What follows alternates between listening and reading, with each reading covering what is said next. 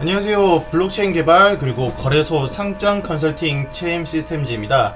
이번 영상에서는 STO와 그리고 RWA가 뭐고 왜 요즘 대형 기관들과 벤처 캐피탈 거래소들이 여기 집중하는지 알아보도록 하겠습니다.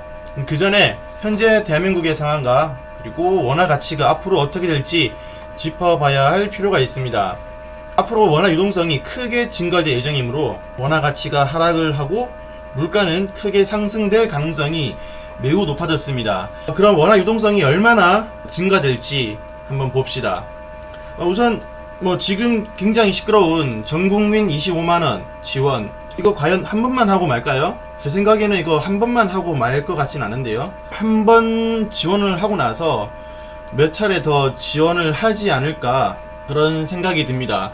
그리고 모르시는 분들이 많으시던데 특정 지역에서 햇빛연금이 나오고 있고요. 이 햇빛연금은 뭐냐면 지금 전라도 신안군의 그 재생에너지, 햇빛하고 풍력하고 이런 에너지들, 그런 에너지를 생산하는 지역에 거주하는 주민들에게 이 햇빛연금이라고 연금이 지급됩니다.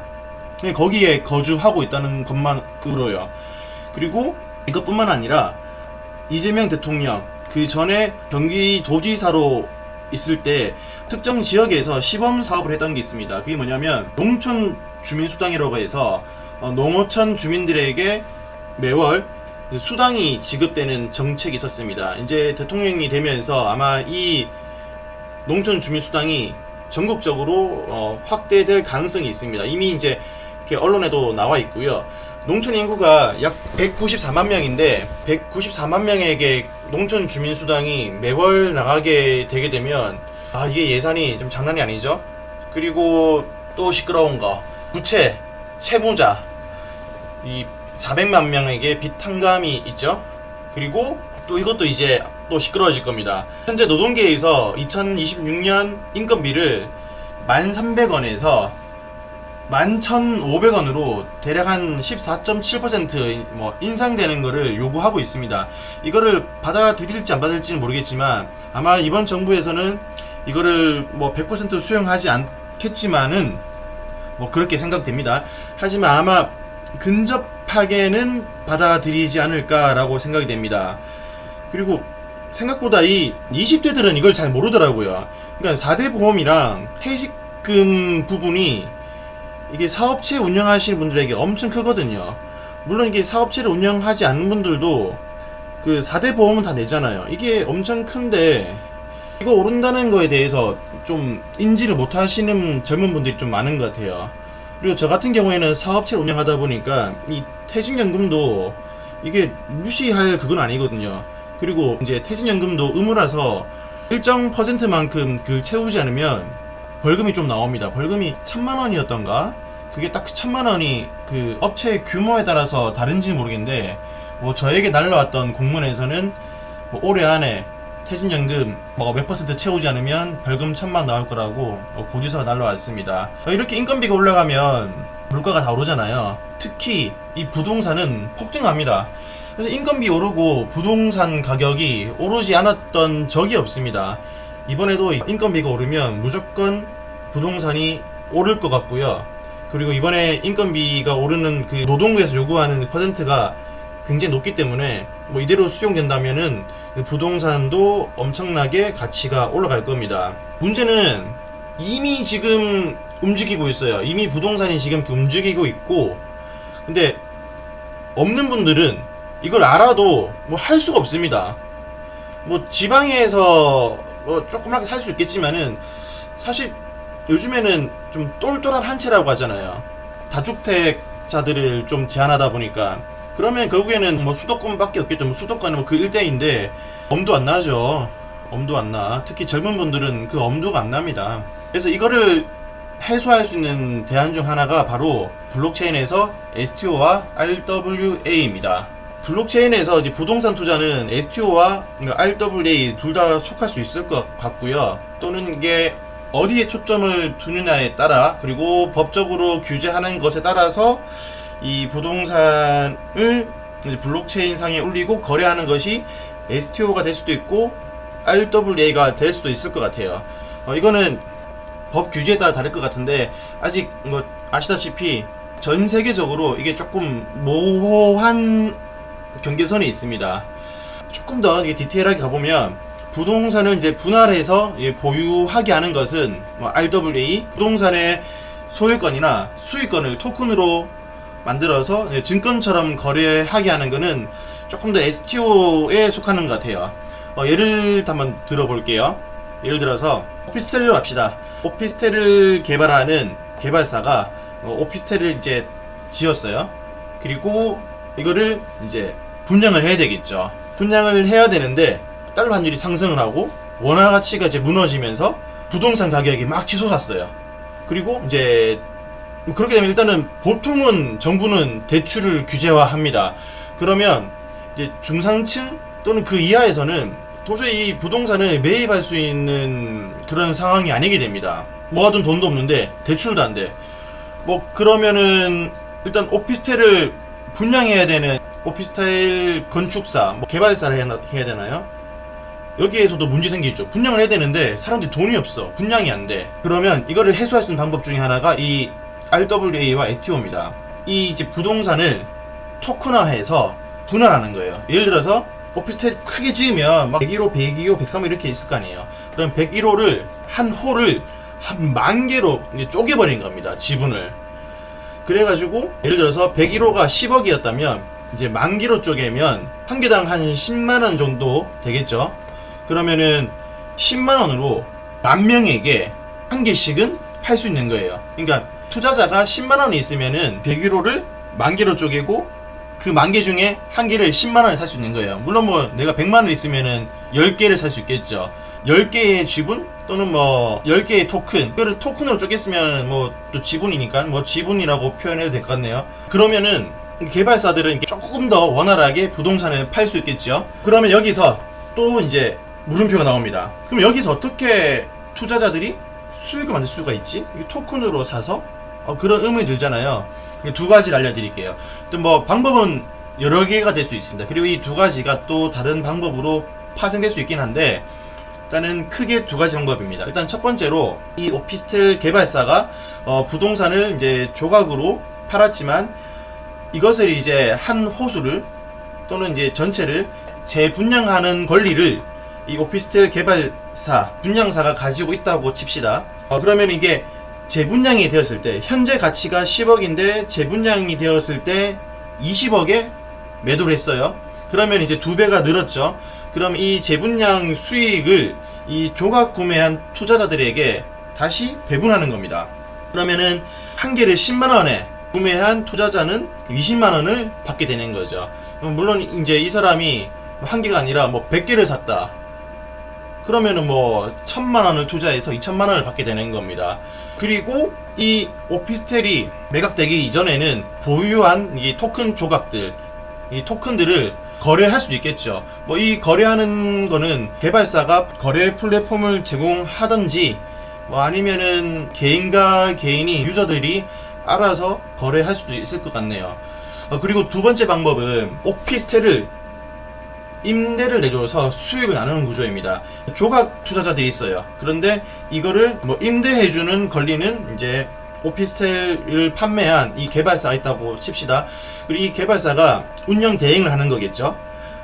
임대를 내주고 그 임대 수익을 벌고 그리고 운영 유지비하고 그리고 이 운영사의 수익을 제외한 나머지 수익을 토큰을 보유한 사람들에게 다시 나누어준 방식입니다. 예를 들어서 뭐 한 500만원의 월세가 나온다고 해볼게요. 그러면은 여기서 이제 관리비 빼고 뭐 운영사 수익 빼고 뭐 또 뭐가 있죠? 하여튼 등등등 빼서 뭐 500만원 중에 100만원 제외하고 400만원 수익이 남았어요. 그러면 이 만개의 조각 101호가 만개로 조각되어서 이제 판매되었다. 그러면 이제 한 조각 가진 사람은 뭐 얼마가 되겠죠? 계산해 봅시다. 잠깐만요. 400원이 되네요. 400원. 너무 적다. 왜 그렇지? 10억짜리 임대해가지고 매달 400만원 받으면 그건 적자지. 애초에 제가 임대 수익을 너무 낮게 잡았네요. 네. 잠깐만. 좀 더 잡아야 되겠는데? 얼마나 잡아야 되지? 하여튼 요렇게 나누어 받게 됩니다. 이걸 또 두 개를 믹스할 수 있겠죠. 매월 그 임대 수익을 받고 있다가 이게 이 부동산이 매도되었을 때, 매각되었을 때 이 매각에 대한 또 차익을 받는 거, 이렇게 되겠죠. 이렇게 되면 이제 부동산 사업 같지만은 뭐 결과적으로는 수익을 나누는 투자 상품이 되는 거게 됩니다. 그래서 이게 RWA로 볼 수도 있고 또 수익도 나눠주고 운영사가 관리하게 되면서 이거를 증권 STO로 분류될 수도 있을 것 같습니다. 이거는 확실한 건 아니에요. 아직까지 이게 좀 경계선이 좀 모호합니다. 그래서 이걸 딱 잘라 말하기는 좀 어려울 것 같아요. 앞으로 자산시장은 이렇게 이제 RWA랑 STO의 융합 구조로 재편될 가능성이 되게 높습니다. 예전에는 10억짜리 오피스텔을 사려면 뭐 대출도 해야 돼. 대출을 하려면 또 신용도 좋아해. 내 뭐 대출 100% 나온 게 있습니까? 아니죠. 뭐 내 현금 자본력도 있어야 돼. 그리고 뭐 가지고 있으면 또 세금도 계속 꼬박꼬박 내야 돼.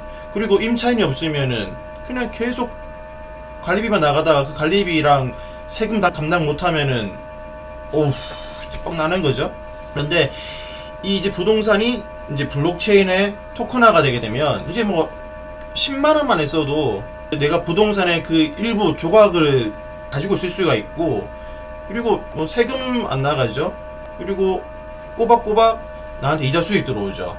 물론 세금은 나중에 뭐 법제화가 어떻게 되나 따라서 다를 수가 있는데 아직까지는 그 제도권에 올라가려면 좀 시간이 걸릴 것 같아요. 그러면 이제 RWA와 STO 형식으로 된 코인이 어떤 게 있는지 한번 알아보겠습니다. 대표적인 STO 프로젝트 중에 하나가 온도 파이낸스입니다. 가장 많이 언급이 되고 있고요. 이 STO 중에서는 가장 선두로 달리고 있습니다. 미국 국채, 채권, 그리고 머니마켓 펀드를 이게 온체인으로 토큰화해서 투자할 수 있도록 만들어진 프로젝트입니다. 얼마 전에 뉴스에서 이제 플랫폼이 공개됐다고 했는데 저는 아직 그 플랫폼에 접근을 해보지 않아서 어떻게 되는지는 확인을 못했습니다. 그리고 이제 올 초인가요? 올해 초에 이제 트럼프 대통령이 언급을 해서 또 확 뛰었던 프로젝트이기도 합니다. 저는 그래서 사실 온도 파이낸스에 투자를 좀 했는데요. 근데 며칠 전에 전쟁 때문에 손실이 좀 났습니다. 그래도 저는 이제 곧 회복될 거라 보고 계속 가지고 있긴 합니다. 온도 파이낸스가 STO 시장에서는 가장 선두이기도 하고요. 올해도 급부상했지만 NFT처럼 크게 성장할 확률이 되게 높습니다. 예전에도 NFT가 엄청나게 폭발적으로 일어났잖아요. 근데 물론 그 NFT가 시장이 확 사그라들었긴 하지만 이 STO와 RWA는 한번 폭발적으로 성장하면은 NFT처럼 사그라들 그런 비즈니스 모델은 아닌 것 같습니다. 그리고 두 번째로는 리얼티입니다. 리얼티라는 프로젝트가 있고요. 그런 미국에 있는 실제 부동산을 이제 조각화하여 판매하는 그런 플랫폼입니다. 하나의 부동산을 이제 수백 명이 조각으로 토큰으로 나눠 갖고 이 월세 수익을 USDC로 이제 청산받는 그런 구조입니다. 아까 앞서 말씀드렸던 그 내용에 거의 부합하는 그런 프로젝트이죠. 저는 실제로 이 프로젝트에 투자해 보지 않아서 결과는 알 수 없습니다. 얼마나 수익이 좋은지. 투자는 투자자 본인의 책임이니까 하라고 말씀드린 건 아니에요. 저는 해보지는 않았습니다. 그리고 메카라는 프로젝트가 있습니다. 약어로는 MEA이고요. 동남아시아를 초기 타겟으로 시작을 한 다음에 이제 글로벌로 확장을 하려는 목표가 있는 그런 프로젝트입니다. 주요 모델은 온 오프라인에서 결제 시스템을 이제 구축하는 것과 컨텐츠를 자산화하는 것에 있습니다. 콘텐츠 자산화는 앞서 말씀드린 그런 부동산과 뭐 증권 STO와 달리 훨씬 더 빠르게 그리고 더 폭발적으로 가치가 상승할 수 있는 그런 구조를 가지고 있습니다. 왜냐하면 이제 부동산은 본질적으로 현실 자산이기 때문에 가치가 급격하게 오르기 위해서는 이제 시장 상황과 시간이라는 제약이 필요합니다. 그리고 부동산이 오른다고 해서 막 10배, 20배는 오르지 않잖아요. 이제 물론 2배, 6배는 오를 수 있겠지만은 그것도 뭐 어느 정도 시간은 필요하단 말이죠. 그런데 이런 이제 콘텐츠는 성장하는 게 엄청나게 폭발적입니다. 어떤 게 있냐면 뭐 웹툰, 뭐 게임 아이템, 뭐 디지털 IP 뭐 이런 것들이 있겠죠. 아니면 밈, 또 그리고 뭐 어떤 팬텀이 있는 거, 그리고 이런 것들이 이 바이럴을 통해서 뭐 10배가 아니라 수십 배, 수백 배의 가치가 막 오를 수가 있습니다. 이러한 디지털 자산을 수익을 배분하는 그런 프로젝트입니다. 쉽게 말해서 제가 아까 말씀드렸던 그 부동산이 콘텐츠 자산, IP 거래로 간다 보시면 될 것 같아요. 그리고 제가 아까 동남아시아 말씀드렸잖아요. 이 메카가 동남아시아를 첫 시작으로 이게 확산될 거라고. 동남아시아가 결제 인프라가 되게 부족합니다. 이제 신용카드 결제가 안 되는 나라가 되게 많아요. 결제 이제 인프라가 구축이 안 되기 때문에 이게 블록체인으로 들어간다. 그러면 상당히 확장성이 있을 수가 있습니다. 물론 이 확장성이 그 국가의 블록체인 규제에 어떻게 맞물리는지, 어떻게 풀어나갈 건지에 대해서가 이게 조금 관건일 수가 있는데, 베트남의 경우에는 국가 주도로 이 블록체인을 키우고 있습니다. 2024년부터 베트남 정부가 2023년까지 동남아시아 지역의 블록체인 선두주자로 거듭나는 그런 이제 목표가 있고요. 5가지 세부 전략이 있다고 합니다. 제가 그거를 다 외우고 있지는 않은데, 첫 번째로 법적 환경의 완성, 그리고 블록체인 산업의 생태계를 형성하고 조성하는 거, 그리고 이제 블록체인의 인적 자원 개발, 그리고 개발의 응용 촉진, 연구 혁신, 국제 협력 촉진에 있습니다. 앞으로 이 베트남 시장이 블록체인에 되게 친숙하게 될 예정에 있고요. 그에 맞추어서 이 메카 프로젝트가 타켓을 동남아시아에서 이 메카 프로젝트가 시작되는 걸로 알고 있어서 상당히 저는 좋은 느낌을 가지고 있습니다. 특히 이제 동남아시아가 은행 계좌 보급률도 낮고, 그런데 또 컴퓨터는 많이 없는데 스마트폰 되게 또 많거든요. 다 있거든요. 근데 스마트폰 보급률은 또 높고, 그렇다 보니까 이제 이 모바일로 하게 되는 이 콘텐츠에는 되게 좀 적극적인 그런 시장입니다. 이제 이 STO와 RWA가 확산이 되면은 이 블록체인은 이제 단순한데 투기 수단이 아닌 게 됩니다. 이제 물론 차트만 보시는 분들은 투기나 투자 목적이시겠지만, 이게 이제 부동산, 채권, 콘텐츠까지 오게 되면 현실 자산이 디지털 자산으로 완전 변하는 거잖아요. 그리고 이게 확산되는 거고, 그리고 이게 실생활로 들어오게 되는 거고, 그러면 앞으로 이게 진짜 이런 자산은 은행보다 더 빠르고, 그리고 더 유연하고 실용적으로 움직이게 될 것이기 때문에 엄청 실생활에 와닿게 될 겁니다. 저는 이제 그 중심에 RWA와 STO가 될 수밖에 없다고 생각을 해요. 다음 영상은 제가 이제 뭘 찍을지 생각은 해보지 않았는데, 혹시 필요한 내용이 있으시면은 제 유튜브 채널에 보이시는 제 X 계정에 DM으로 보내주세요. 여기까지 시청해주셔서 감사합니다.